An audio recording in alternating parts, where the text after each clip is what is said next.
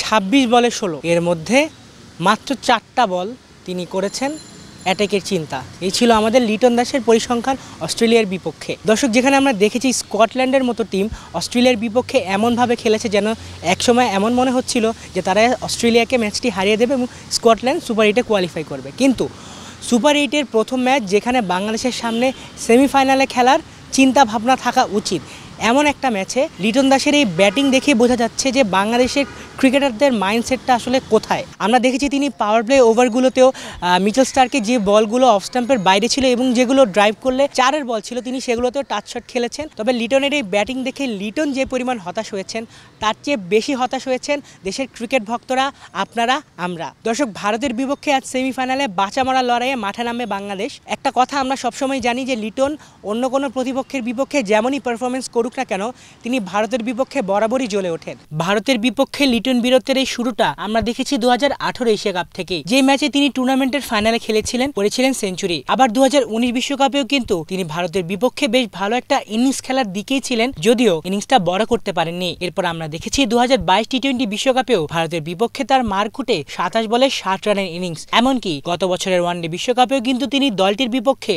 করেছিলেন half century. দর্শক, cricket খেলার বেশিরভাগই কিন্তু মেন্টালিটির উপর নির্ভর করে। আর সাম্প্রতিক সময় লিটন দাস যেভাবে আউট হয়েছেন তা কিন্তু নিঃসন্দেহে দৃষ্টিকটু। কখনো কখনো তিনি ভালো বলে আউট হয়েছেন, কখনো কখনো তিনি বাজে বলে আউট হয়েছেন, আবার কখনো কখনো তিনি দায়িত্ব জ্ঞানহীন শট খেলতে গিয়ে আউট হয়েছেন।